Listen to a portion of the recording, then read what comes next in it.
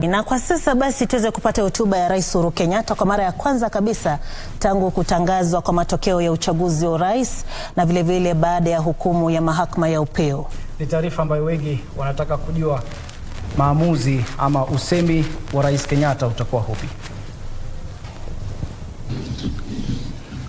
On the 9th of August of 2022, Kenyans participated in an election that ushered in new leaders at all levels of our governance realm. Following a dispute in the presidential election, a petition was filed in our Supreme Court for determination of validity of the results, and the Supreme Court has today pronounced itself on this matter. When I was sworn in as your president, I made a pledge to the country, a pledge to uphold the rule of law and the decisions made by the judiciary on all matters appertaining to our governance. Today, the Supreme Court made a ruling on the presidential dispute, upholding the results announced by the Independent Electoral and Boundaries Commission on the 15th of August, 2022.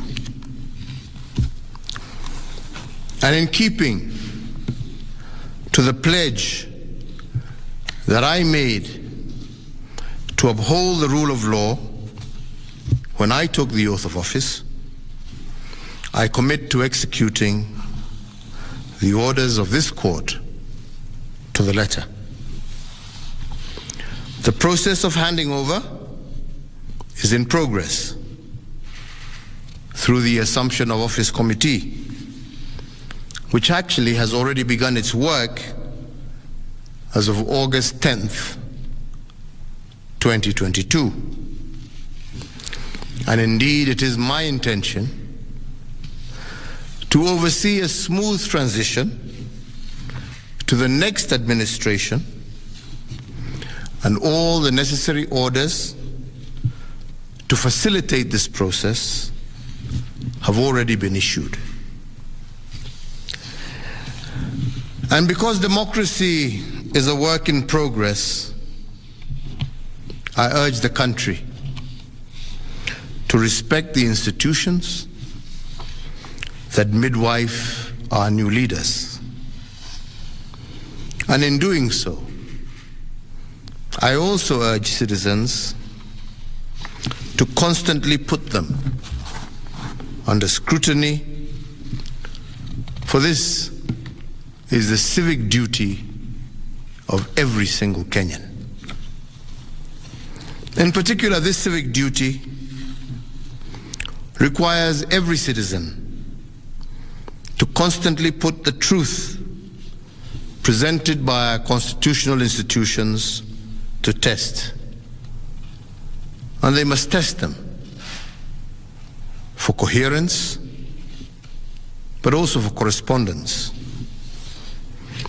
They must constantly scrutinize the coherence of the truth given by these institutions, and to ask themselves whether the truth has been coherent from one election to another.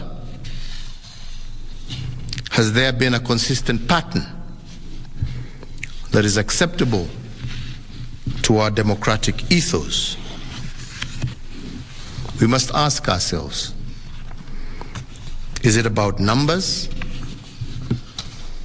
or is it about process?